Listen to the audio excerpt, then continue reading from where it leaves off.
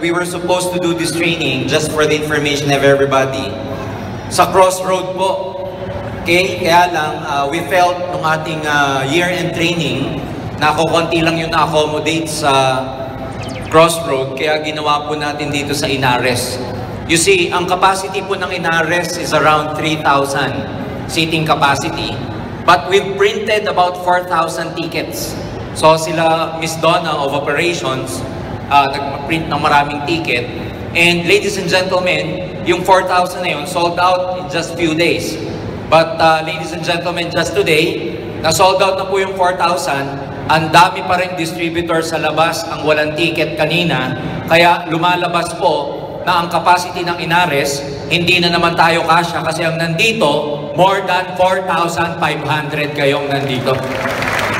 Ano ibig sabihin yan? Yan yung mga signs na marami tayong mga distributors na talagang gustong matuto, gustong mag-improve, gustong kumita, and gustong maging successful. And ladies and gentlemen, as I was listening to sa ating mga speakers from Sir Arnel, Anthony, Sir FM, and June earlier, alam nyo, ito yung mga napaka-importanting principles na ina-apply para maging successful. And idudugtong ko yung training ko, lalo na dun sa pagdating sa tinatawag na performance. Because ultimately, your result in this business, the kind of success, ladies and gentlemen, that one day you will be enjoying, will highly depend upon your performance.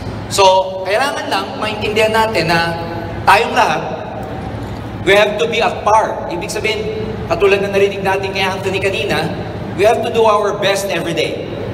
In other words, kailangan, you have to be good at what you do. You don't expect to become multi-millionaires kung hindi ka magaling sa ginagawa mo. Kaya nga dito ang basic steps para kumita bago maging successful is train yourself ng mga tamang skills, develop the right attitudes para lumabas yung best mo so that you become good in network marketing as a whole. So how do we become top performers? So, number one, choosing to be a top performer. And this is one of the many truths about performing at your par, doing your best. Our success in life is determined by the choices we make. You are going to be making many choices that will determine your success as you manage yourself. In other words, on the road to success, marami kang mga choices na haharapin. You have a choice to go on, you have a choice to give up. You have a choice to do your best, or you have a choice to just perform sa level ng mediocrity. You have a choice para mag-training, you have a choice para hindi. Ang dami, there are practically thousands of choices. And ang disadvantage or advantage nito, if you make the right choice, alam nyo na yun, pwede kang maging successful. Pero pag hindi ka gumawa ng tamang choice, hindi ka magiging successful. So it's very important that what you do is make choices that will be positive on how you manage yourself. And isa sa mga choices na dapat mong gawin is you have to know the difference between reacting and responding. Dapat alam mo yung pagkakaiba ng react and respond. Yung react, para madaling maintindihan, when you go to a doctor para ikaw magpa-check up or let's say nagpapagaling ka ng certain illness, tapos binigyan ka ng prescription, tapos uminom ka ng mga gamot na binigay sa'yo. Sa follow-up check-up mo, when your doctor says that the medicine or prescription drug you're actually taking is reacting to your body, ano ibig sabihin nun pag nagre-react yung gamot sa katawan mo? Pag sinabi ng doktor, nagre-react yung gamot sa'yo. Negative or positive? Negative or positive? Negative. Kasi it's reacting. Nagre-react. Pero pag sinabi ng doktor sa follow-up check-up mo, the medicine or prescription drug you're actually taking is responding. Your body is responding to it. Negative or positive? Positive. So, ibig sabihin, kailangan alam mong mamili ng choice between reacting and responding. As a distributor, it's very important, alam mo kung paano mag-react, alam mo kung paano mag-respond. Example, hindi dumating ang prospect mo. Ano reaction ng karaniwang distributor? Many distributors, lalo na yung nagsisimula, ang reaction nila, pag hindi dumating ang prospect ng Indian, o kaya ang daming in-invite, walang dumating, ang basic na sasabihin sa sarili, ay, hindi para sa akin ito. Most people will say, sign to. Ang hilig pa naman ng Pilipino sa sign. Sign to na hindi ako magsasaksik. They react. As if yung isang pangyayari sa kanilang networking career, na pagkakain dyan, na hindi pagsama ng prospect nila, na pag hindi nila napapay in, for them, it's a sign that they will fail. So pag meron kang ganitong klaseng attitude, you're actually reacting. Pero, pag ang attitude mo is, na-Indian ka, naalala mo kaagad yung NDO ni Sir Arnel, ano sinasabi niya sa NDO, pag na-Indian, it's just a numbers game. So pag hindi nag-show up yung prospect mo, hindi ka nakapapay-in, hindi dumating yung mga guest mo, pag ang nasa isip mo, ang process ng isip mo is that, well, this is just a numbers game. I've learned something from this incident. I will charge it to my experience. And then, ano tawag sa'yo? You are responding. Pag negative ang reaction mo, you are reacting. Pag positive, ano tawag? Responding. So from now on, you have to learn how to respond instead of reacting. Yan yung mga choices na pipiliin nyo. Magre-react ba ako? Magre-respond ako. Next, it is a fact that you can tailor-make the situations in life. But you can tailor-make the attitudes to fit those situations before they arise. Ano lagi nating sinasabi? There's so many things in life you cannot control. But there's so many things you can do about yourself, especially controlling your attitude on what you can do to face those kinds of situations. So ano ibig sabihin yan? Maraming mga pangyayari sa networking career mo na wala kang control. Hindi mo control kung magpe-pay ng prospect o hindi. Hindi mo control pag yung downline mo magkukwit. To the uplines, to the sponsors here, na feeling mo ginawa mo na yung lahat. Pero nag-quit pa rin ang downline mo. Have you felt that? May nakaramdam na ba dito noon? Yung feeling mo ginawa mo na lahat. And yet, nag-quit pa rin ang downline mo. And then, you will tell yourself, what's wrong with me? Minsan, pag may downline ka nag-quit, kaisa-isahan downline na nga lang. Wala pa ngang kabangga. Nag-quit na. You feel very low. But let me tell you this, marami mga pangyayari, wala ka talagang magagawa. Hindi mo makokontrol. Hindi mo makokontrol kung hindi magpe-pay-in, hindi mo makokontrol kung hindi mag-join, hindi mo makokontrol kung magkukwit. Pero ang kaya mo laging kontrolin, paano ka mag-isip? Paano mo ibabagay yung attitude sa sitwasyon na nararamdaman mo? It's like telling yourself, pag may downline, incidentally, pag may downline na nag-quit, ano pwede mo sabihin mo? Sabihin sa sarili mo, it's okay. Because ultimately, lahat tayo dito, in one way or the other, kailangan maramdaman, ma-experience ang downlines na nag-quit because it's a reality you have to face. So instead of you, ladies and gentlemen, nag-discouraged, nadi-depress, you tailor fit. Ibig sabihin, ibagay mo yung mga attitude na pwedeng ma-apply sa sitwasyon na nararamdaman mo. Next, you are free to choose, but the choices you make today will determine what you will be, what you will do, and what you will have in the tomorrows of your life. Kanina nakita ko sa slide ni Sir June Espinosa, may nakalagay doon na, you have to make this as your career. Sabi ko kanina, you will be making a lot of choices in your networking experience in this business. And isa sa mga choices na yan, yung choice na nagre-recruit ka, nagpaparami ka ng downline kasi ang choice mo, gusto mo kumita ng komisyon. Well, pwede ka namang kumita talaga. Pero iba ang choice kung ang gagawin mong career ang networking. Iba ang galaw ng mga taong gustong kumita sa negosyong to. Iba ang galaw ng mga taong gustong gawing career to for the rest of their lives.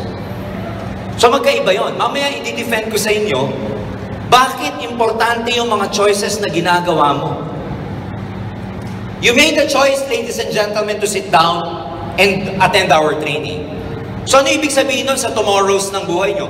Because you've decided, you've chose, Nag-choose ka, pinili mo umattend dito, pinili mo rin mas gumaling pagdating ng araw.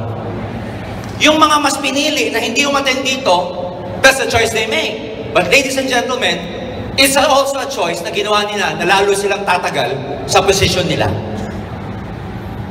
If you make a choice to cut on smoking, you made a choice in the tomorrows of your life to adjust, to add another 14 minutes to your life. Because the study shows, if you keep on smoking, you actually cut, you actually delete 14 minutes of your life.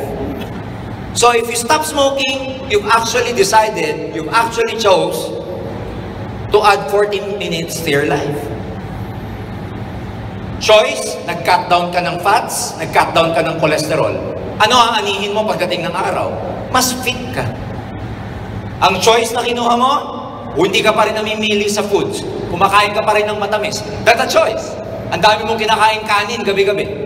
Ang hilig mo sa desserts. Ang choice na pinili mo, kumain ng mga matatamis. Ano aanihin mo pagdating ng araw? Diabetes. You made the choice to do a lot of prospecting. Ano aanihin mo pagdating ng panahon? Mas magiging mabilis ang pagiging global ambassador. Pero pagkatatamad-tamad ka, it's also a choice. Hindi ka araw-araw nagpo-prospecting, it's another choice. Pero pag yun ang choice na ginawa mo, you've also chosen na lalong patagalin para mag-succeed ka sa global. So which means, lahat yan, depende sa choices na gagawin mo. Your uplines, your mentors, your trainers, your coaches will be there to guide you. But at the end of the day, it is you who make the choice. So ang tanong ko sa inyo, anong mga choices ang gagawin mo sa buhay? Ang choice na pinili mo, hindi ka nagmadaling pag-aralan yung mga skills. It's a choice. But guess what? Ano aanihin mo pagdating ng araw? Hindi ka magaling na leader. Kasi ang tagal ng development. Nakuha niyo ibig ko sabihin? So yung mga choices na ginagawa mo ngayon, may impact yan sa future mo. Because the truth is, ladies and gentlemen, this is very important. Itong nakikita niyong to. The way you see your future, ladies and gentlemen, kung paano mo makita yung result na gusto mo, determines your thinking today. And your thinking determines how you work. Your thinking determines your performance today. And your performance today determines your future. Diyan lang sa tatlong yan umiikot, wala nang iba mga kaibigan. Defend ko sa inyo. If you see a positive future, nakikita mo, mayayaman ka, lalaki grupo mo. If you see a positive future, ano mangyayari sa mindset mo? If you see a positive future, you will have a positive mindset. If you have a positive mindset, you will have positive action, and positive action results to positive future. So dyan lang umiikot yan. Alam nyo, lahat tayo guilty dyan, even me. Pag hindi malinaw yung future mo, nakakatamad magtrabaho. Nakaka-depress. Hopeless. Nagkakaroon ka ng feeling of hopelessness. Yung feeling of hopelessness, naapektuhan yun yung pang-araw-araw na galaw mo. Remember this, yung pang-araw-araw na galaw mo, nakaka-apekto sa future. So see exciting results in advance. So the way you see it is this. So dapat, makita mo kung ano yung future na gusto mo. Your future means the kind of life you want. Your future means the kind of results that you actually like. Ano ba yung mga results na gusto nyo sa AIM? Sasakyan ba? Madami bang mga sasakyan? Magandang bahay ba? Masayang pamilya? Ano ba yung nakikita nyo sa AIM Global? Maraming pera? Nagbabakasyon sa kung saan-saang lugar? Pagtulog ng mahimbing? Kasi maraming tao hindi mahimbing ang tulog. Sa dami ng problema, pati panaginip nila, problema pa din. Walang pagkakaiba. Gusto mo bang mabuhay ng walang utang? So, meaning, ang magpapa-excite sa'yo sa business na to, is walang iba, kundi paano mo makita yung future mo. So if you see exciting results, ladies and gentlemen, if you see an exciting future in this company, mas magiging maganda yung paggalaw mo, mas magiging maganda yung pag-recruit mo. In other words, you will have a positive performance. So how do you see yourself in the future? How do you see yourself in AIM Global? Kasi yung future na yun, mag-i-impact kung ano magiging result nyo sa negosyong ito. Now, pag positive yung future mo, you see your thinking, makikita mo yung pag-iisip nagiging positive din. Ano nangyayari? Top performers practice positive thinking. Ang mga top performers laging positive. You know for a fact that your attitude will ultimately determine your altitude. Alam mo, laki ng impact ng thinking sa galaw ng tao. And I'd like to share with you what happened to me during the holidays. Last December 22, I received a gift. Ito po yung hoverboard. Okay? And as I was playing sa unit namin, sa condo namin, because nagpa-practice muna ako together with my daughter. Marunong na ako actually. Kaya lang, nung ako po'y bababa na, pagbaba nung unang pa ako patalikod, umandar pa yung hoverboard. So pag-andar ng hoverboard, instinct, naitukod ko po itong left hand ko. With all my weight, naitukod ko siya. Pagtukod ko, it was really painful. And right away, namaga itong wrist ko hanggang dito near the elbow. And hindi ko na siya magalaw. So sa loob-loob ko, just apply cold compress, katulad nakikita ko sa TV, nagko-compress ako. Pero sobrang sakit talaga at saka namamaga siya. So in other words, at around 11 in the evening of December 22, I decided to go to the emergency of Medical City. So, pagdating sa Medical City, binipi ako. And then, SOP, pina-x-ray. After a few minutes, ang mina-mindset ko sarili ko, siguro naman sana walang fracture. But then again, when the doctor came in, tapos pinapunta ako sa loob, sabi niya, "Sir, unfortunately, meron kayong fracture. Ang fracture niyo po, dito sa, may term sila median something sa ibabaw. Tapos, medyo delikado yung part na yan kasi may nerve po dyan. So, meron kayong fracture dito. So, sabi ko, ano kailangan natin gawin? Kailangan kayong lagyan ng cast, tapos babalutin po natin yon. So, ang inisip ko kagad, it's gonna be very inconvenient. So, sabi sa akin, lalagyan po natin ng cast yan. And yung cast na yan, kailangan nakalagay sa inyo for the next 6 weeks to 8 weeks. So, can you imagine? 2 months ako nakakast. So, tinitingnan ko kagad yung disadvantage and everything. Kaya lang, nandun na, sinemento po siya. So, sabi sa akin, "Sir, ganito yan. Huwag nyo masyadong ibababa kasi mamamaga. Kailangan as much as possible nakaganito kayo. I-immobilize, mas maganda, hindi nyo po ginagalaw. Tapos, gagalawin nyo lang siya, pwede nyo siyang tanggalin pag maliligo kayo." So sabi ko, for the next 6 to 8 weeks, sabi niya, "Opo." And guess what? Can you imagine? Nasabi sa utak ko na may fracture ako, na mindset ko yung utak ko that for the next 6 to 8 weeks, hindi ko gagalawin. Na dapat lagi ako nakaganito, and dapat talaga may immobilize. Naka-mindset siya na napakasakit. Kasi nga, ano sabi ng utak? Ano sabi ng doktor sa utak ko? Fracture. In-accept ng body ko na may fracture siya. So how did I move? I moved like I was, have this fracture. So can you imagine Christmas, nakaganyan ako, may body. Pag naliligo ako, hirap na hirap ako, may fracture. Hindi ko maigalaw. Ang sakit-sakit po. Hindi ko siya maigalaw. Hindi ako makapag-drive. Nakakapag-drive ako, malapit lang, pero hindi pwede malayo. Pero pagka isa lang ginagamit ko, siyempre nakakangalay na kasi may kambyo ka pa, etc. December 22. Ang follow-up check-up ko, January 4. So can you imagine, December 22, medianoche, tapos New Year, tinatago ko po yung cast ko pag may picture, tinatago kong ganyan. Kasi ang pangit tingnan, may cast. January 4 came, nagpa-check up ako sa Medical City. Kinuha ko po yung result dun sa x-ray para dalhin dun sa ortho surgeon.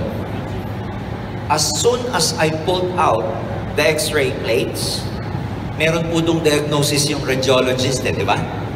Binasa ko. Pagbasa ko, nakalagay doon, no fracture, no sprain. May sinasabi pa siya doon na lahat normal. So pagdating ko doon sa surgeon, binasa niya ulit, tinignan niya, sabi niya ulitin natin yung x-ray mo kasi minsan may mga bones dyan na hindi nakikita. Ulitin mo baka hindi lang nakita. Pa-x-ray uli ako. After a few minutes, pinakit ulit sa akin yung plate. Sabi ng doktor, wala ka talagang fracture, tanggalin mo na yung cast mo. Ladies and gentlemen, this is my experience. Tinanggal ko yung cast. Suddenly, the pain was gone. Suddenly, I can move it. Suddenly, kaya ko palang galaw. Suddenly, nawala yung maga. So, ano ibig sabihin? Dahil na-mindset ako na merong balik. Kung gumalaw ako, pangbalik. Dahil na-mindset ako na bawal galawin, hindi ko ginagalaw. Ang hirap maligo. Can you imagine, meron kang yung shower net? Paano mo iyan yung kilikili mo? Paano ka magdi-deodorant? Bawal mong galawin. And suddenly, when the doctor said na wala pala, kaya kong galawin yung kamay ko. Ano lesson doon? Kung ano yung pinaniwalaan nito, kahit hindi totoo, susunod ang buong katawan mo. Dahil ang pinaniwalaan ng utak ko, may fracture ako, sumunod yung kamay ko kahit wala siyang fracture. Suddenly, I can drive. Suddenly, I can move my wrist. Suddenly, nawala yung maga.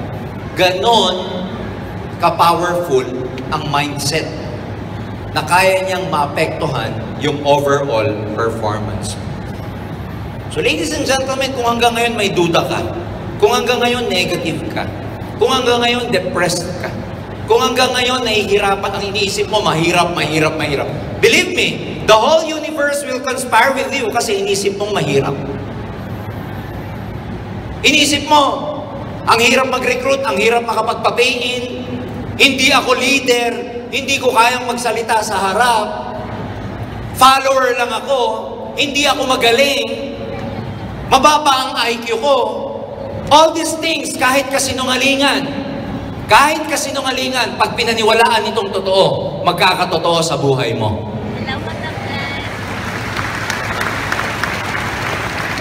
Alam nyo, ang paniniwala, kaya niyang palitan ang katotohanan.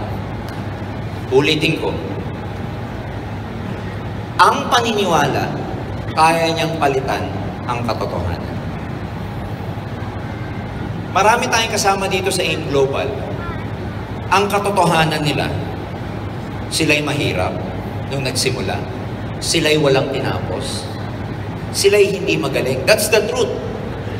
People like Leo Caduyac, people like Wilfredo Laway, people like Gemma Hamisola, people like Yuri Mesagrande. Anong background ng mga to? Humble ang beginning, hindi nakatapos. Ang katotohanan nila, they are poor, hindi magaling, hindi nakatapos. Yun ang katotohanan. Pero ang paniniwala nila, kaya ko to, magaling ako, magsasaksid ako, yayaman ako, kahit yung kasinungalingan, kahit yung katotohanan, kayang mapalitan ng paniniwala. Nakuha niyo ibig ko sabihin? Oh. The same is true. The converse is true. Yung kabaligtaran, totoo din. Yung opposite, totoo din. Kahit magaling ka sana, kahit may abilidad ka, yun ang totoo. Pero ang pinaniwalaan mo, hindi ka magaling, hindi mo kaya, wala kang ability. Hindi yung katotohanan ang nasusunod. Ang masusunod sa buhay mo, kung ano yung pinaniwalaan. So I'd like to challenge your belief today. I'd like to challenge your belief tonight. Ano yung belief system mo na nagpipigil at pumipigil pa din sa pag-angat? Kasi alam mo, walang kinalaman yung katotohanan. Kayang palitan ng paniniwala ang katotohanan. So stay positive, Your attitude at the beginning of the task, importante yun sa pagsisimula, dapat positive ka na kaagad para hanggang matapos, maging positive din ang resulta mo. We create our own environment, both mental and physical, emotional, spiritual, by the attitude we develop. Katulad ng sinabi ni Anthony kanina, what the mind can conceive, the body can achieve. Kung ano yung pinaniwalaan mo, yun ang magiging totoo. So beware of how you see yourself. Kaya nga, ang pangalawa dyan, importante po yung sinasabing self-image. Self-image is actually the way you see yourself. Yung belief mo sa sarili mo, ang tawag doon self-image. Yung paniniwala mo sa sarili mo, ang tawag doon self-image. Yung confidence mo sa sarili mo, ang tawag po doon self-image. And bakit importante ang image? Because when your self-image improves, your performance will also improve. Parang ganito yan. Pag naniniwala kang magaling ka ng mag-close, pag naniniwala kang magaling kang mag-OPP, ano nangyayari? Most likely, OPP ka ng OPP, and most likely, marami kang nako-close. Tama ba?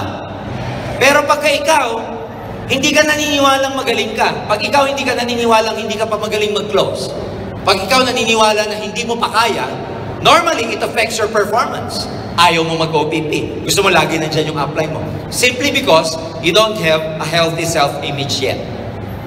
Next, you cannot consistently perform in a manner that is inconsistent with the way you see yourself. Pag nakikita mo sa sarili mo, hindi ka pa ready, hindi ka leader, hindi ka magaling, kokonti ang activity mo. Pupusta ako sa'yo. Again, pag nakikita mo na hindi ka leader, hindi ka magaling, hindi ka pasanay, hindi ka padalubhasa, pupusta ako sa'yo. Wala ka ng lakas ng loob na damihan ang activity mo. Pero kung nakikita mong magaling ka, kaya mo na, leader ka, kaya mo mag-close, kaya mo mag-home party, kaya mo mag-home PP, kaya mo mag-one-on-one without your upline, your performance will also improve. See, it all depends on how you see yourself. See yourself as capable, deserving person, and you will be, you will do, and you will have. It's all about your belief about yourself. So again, when you go home tonight, you have to ask yourself, ano ba yung paniniwala ko? Kaya yung mga upline minsan, we focus too much on the skills of our downlines. Sometimes, it's not the skills. Kaya hindi lumalabas yung galing ng downline. Kaya hindi pala makapagsalita sa harap. Kaya pala hindi pa makapag one-on-one.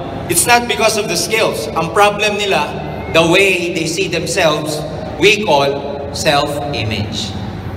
So before you teach your downlines any skills, itaas nyo muna yung self-image nila. Ibabad nyo ng ibabad sa NDO. Pataasin nyo muna yung confidence level nila because kaya sinasabi natin sa NDO lagi, 80% attitude and 20% skills because of self-image. Aanuhin natin yung skills if you do not believe in yourself in the first place. Ganun ka din kung ikaw, dito sa sinasabi ko, hanggang ngayon, hindi mo maalis yung inferiority complex mo. Hindi mo maalis yung self-doubt mo. Hanggang ngayon, hindi mo maalis yung self-limiting belief mo. Walang amount ng skills ang magpapasucceed sa'yo. Because it's about your internal thermostat. Laging dun nakadepend. Next. The top performer has enthusiasm. Nothing great has ever been accomplished without enthusiasm. The great difference between the good preacher and the great preacher. The great difference between a good mother and a great mother. The difference between a good networker and great networker is often about enthusiasm. So dapat, pag sinabing enthusiasm, masaya ka sa ginagawa mo. May energy ka. Pag sinabing enthusiasm, ladies and gentlemen, may spirit ka. Ano sabi kanina? Dapat, you have to be alive. Because when you become alive, those people around you will also become alive. So when you do Aim Global, ladies and gentlemen, be very excited every day. Boost mo lagi yung energy mo. Boost mo lagi yung best mo. Always smile. Enjoy your journey. Ang lagi nating sinasabi, di ba? Huwag niyong gagawin to na hindi ka masaya. Huwag mong gagawin ang aim na hindi ka nag-e-enjoy. Kasi pag hindi ka nag-e-enjoy, you will never become successful. So if you want to become a top performer, it's very simple. Find joy in what you do. Sabi nila, di ba? Madami ng author, successful na mga coaches ang nagsasabi. Find passion in what you do. Ang gagawin mo daw kung ano yung passion mo. Ang tanong, paano kung networking hindi mo passion? It's okay. Total, nandito ka na, i-develop mo na yung passion para ma-inlove ka sa networking. It's as simple as that. Find enthusiasm in what you do. Dapat masaya ka. Now, let's go.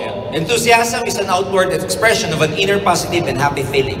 Ang enthusiasm daw, expression niya ng positive na nararamdaman mo sa loob, pakiramdam mo sa loob. Ang enthusiasm daw is outward expression ng feeling na masaya sa loob. Kaya ang isang distributor hindi makakapagsinungaling. Pag down ka, ramdam na ramdam yan ng upline mo o downline mo. Hindi mo pwede itago, hindi makakapagsinungaling ang pakiramdam ng tao. Laging may expression yan outwardly. Now, of course, when the future determines or impacts your thinking, your one-on-one, how you conduct your selling, how you share the products, how you share the business.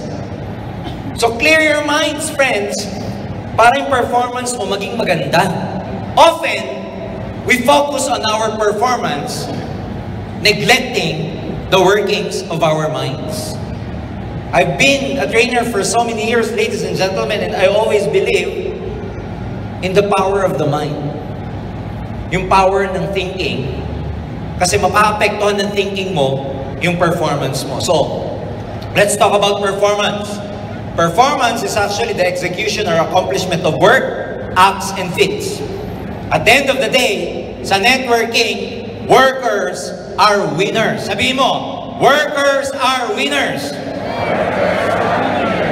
Yung nagtatrabaho, yung nag-OPP, yung nagpo-prospecting, yung may mga activity, yan ang nagtatagumpay. Problema, yung iba, konti ang activity, kasi may problema sa isip. Ako ang ibig sabihin? Sometimes we push our downlines so much to create a lot of activities when activities are not actually the problem. Ang problema, yung takbo ng isip. Pinupush mo yung downline mo, pinutulak mo. Hanap ka naman ng activity. Mag-recruit ka pa. I-follow mo yung downline mo. Attend ka sa office. Pero magtataka ka lahat ng pushing ginagawa mo and hindi nagpe-perform. Alam mo kung anong kulang? May problema sa thinking. May problema sa mindset. May problema pala sa attitude. But when you correct your downline's way of thinking, when you try to improve your downline's process of thinking, when you try to inject positive mindset to your downlines, ang activities niya, automatic na. Ilan ba dito sa harap na top distributor? Pinush ba kayo ng upline nyo? O mas binaliw kayo, kaya kayo gumalaw? At the end of the day, kaya ka gumalaw ng gumalaw, kasi baliw ka. Kaya ka nag-create ng maraming recruit, nag-close na nag-close, nag-OPP ng OPP, at the end of the day, kasi baliw ka. Yung pagkakabaliw mo, lumabas sa action mo. Ilan ba dito ang top distributors? Hindi naman kayo tinuruan ng skills. Pero binaliw ka, mindset ka, kaya ka gumagalaw, na kahit ngayon, pigilan ka na, hindi ka na mapigilan. You know what I'm saying? Do not misinterpret this. Skills are very important. But at the end of the day, hindi lalabas yung best mo kung hindi mo na magsisimula sa tamang pag-iisip. Ang tamang pag-iisip, naaapektuhan kung paano mo makita ang future mo sa AIM Global. So pag nakikita mo sa AIM Global, yung future mo exciting, masaya, mag-GA ka, it affects your thinking. Your thinking affects your performance. Your performance affects the future. Kaya nga umiikot lang yung tatlong yun, future thinking performance, future thinking performance. Lahat yun related. Ang i-check mo sa sarili mo, yung tatlong yun. Kaya mapapansin nyo yung mga training naming lahat, magkakadugtong. Kasi dun mo i-check kung paano ka magsasucceed. How do you see your future? Ano yung thinking mo? Ano yung performance mo? So workers are winners. The top people in any field, like in networking, they get involved in what they are doing, they become engrossed. They dig in. And their success comes because they love what they are doing. Hindi pwedeng dito, member ka lang. Hindi pwedeng dito, distributor ka lang. Dapat may involvement ka. Dapat may engagement ka. Dapat active ka. Hindi pwedeng passive. Kailangan engrossed, baliw na baliw. You dig in. Connected ka dapat. Passionate ka dapat. May engagement, you are engaged. And most importantly, you have to love what you're doing, because at the end of the day, if you love what you're doing, you never call it work anymore. Eh dapat, nag-enjoy kayo sa pagre-recruit. I'm telling you, kung dito distributor ka at ginagawa mo lang yung activities kasi requirement, you are just complying. You will never become successful. Dapat ginagawa mo yung pagre-recruit kasi masaya ka. Ginagawa mo yung pag-share ng products kasi gusto mo. Hindi yung napipilitan ka lang. I'm telling you, 4,500 distributors here. If you're doing in global and mga kaibigan, hindi talaga para sa nararamdaman mo sa loob. You know, hindi ka talaga baliw. Hindi ka talaga engaged. You're wasting your time. You have to get involved. You have to really dig in. You have to get engrossed in this business. Because ultimately, pag baliw na baliw ka, gaganda yung performance. So at the end of the day, what makes a top performer? How do you become a top performer? The first thing you have to understand is understanding why you work. Understanding bakit ka nagre-recruit. Bakit ka nag-home party. Bakit ka nagfe-Facebook marketing. Bakit ka nagdadala ng prospect sa office. Bakit ka nag-one-on-one. Kaya nga sa first topic sa NDO, always know your biggest. Always know your biggest why. Because the bigger the why, the easier the how. So if you want to become a top performer, do not just focus on skills. Kayo karamihan ng sa tanong nyo sa apply nyo, apply paano ba mag-close? Apply paano ba mag-one-on-one? Apply ano ba yung pinaka-effective na invitation? You know, because of the technology, social media, sa Facebook, ang dami-daming nagpi-PM sa amin. Ako, everyday may nagtatanong dyan, apply pwede bang humingi ng tip? Sir, pwede bang humingi ng tip? They always want to know the technique. They want to know the strategy. They want to know the how. Friends, ang how pare-pareho lang. Nagkakaiba tayo sa why. Bakit yung iba hindi pa successful? Bakit yung iba successful na? Hindi naman yan magdidepend sa ginagawa. Magdidepend yan kung bakit mo ginagawa ang AIM Global. You know what I'm saying? Oh. Next, working with unconditional loyalty. Pinag-usapan natin kanina yan, sinabi ni Sir June. Loyalty. Working with unconditional loyalty. Walang kondisyon ang pagiging loyal. Top performers, ladies and gentlemen, loyal sila ng walang kondisyon.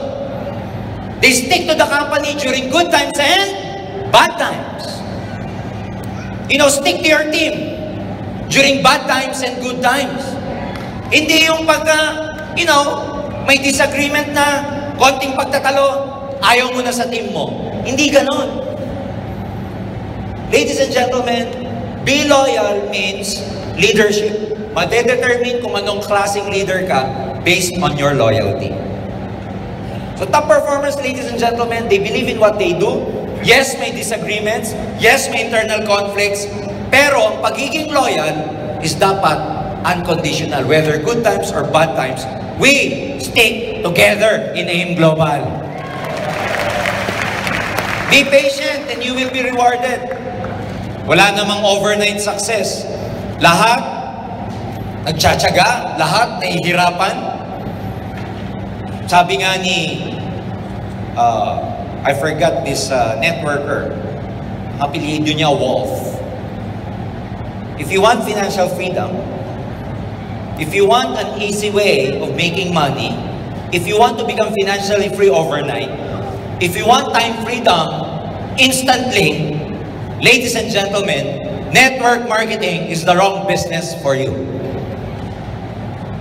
Sabi niya, if you want instant success, if you want financial freedom overnight, if you want to become financially free or have time freedom instantly or easily, network marketing is a wrong business for you. Why? Because in networking, mapapagod ka at mahihirapan ka. Yun ang katotohanan. It's not overnight. You have to be persistent. You have to persevere. You have to be patient. Hindi ito instant success. Kaya kung iniisip nyo instant siya kung ikukumpara sa employment. But in reality, you will sweat it out. Pagpapawisan ka talaga. Get out of your comfort zone. Huwag nyo nang ulitin yung mga ginawa nyo last year. Because if you keep doing what you've always done, you will always get what you've always got. Get out of your comfort zone. Dati, sanay ka na ng 5 OPP. Comfort zone mo na yon every day. Get out. Gawin mo 10. Kung dati ang average home party mo per week, 3-4 home parties per week, yun na yung kaya mo, at hanggang ngayon, yun pa rin ang ginagawa mo, you are on your comfort zone. Dagdagan mo. Kung dati nakakapagbenta ka ng 2 points every month, then, kung yan regular na sa'yo, comfort zone na ang tawag doon. Get out of your comfort zone. Kung dati consistent ka may recruit araw-araw sa office, pa isa-isa, ang tawag doon, comfort zone. Dagdagan mo para ikaw lumabas, umalis sa iyong comfort zone. Are we clear? And last, ladies and gentlemen, at the end of the day, lifting others causes you to rise. Top performers, they just don't focus on themselves. They also focus on others. Ano sabi ni Anthony Panghilinan kanina? Diba? Ang ultimate goal mo dito is to become successful. Ang tawag natin doon, quote-unquote, success. Pero hindi natatapos sa success. And the one thing I like most on what Anthony said earlier, which can be applied to everyone, ladies and gentlemen, is what he calls from success to significance. Naalala niyo pa yon? Success to significance. Ano ibig sabihin nun? Yung ikaw magtagumpay, kaya mo. Importante yun. Pero pag tagumpay na, successful ka na, malaki na grupo mo, what's next? It's about time you make a significant change to other people's life. Ano ibig sabihin ng significance? It's impacting other people's lives. Yung ikaw makatulong. Because ang performer, ulitin ko, hindi lang siya nakafocus sa sarili niya. Nakafocus siya sa iba. Because he knows that lifting others will cause him to rise as well. And wala nang babagay sa prinsipyong yan, kundi networking. You know, in this business, mas umaangat ka pag ang mga downlines mo, napapaangat mo din. Kaya gusto nyo maging successful? If may secret, although wala namang secret ang AIM Global, if meron tayong terminology lang na sikreto, you know why we are very, very successful? Because the company focuses on its distributors. We like to empower our distributors. We want to make our distributors happy. We want to make our distributors successful because we believe if our distributors are successful, then AIM Global is also very, very successful. Thank you very much, ladies and gentlemen. God bless you all. More power. Happy New Year to everyone. Para sa Sir George.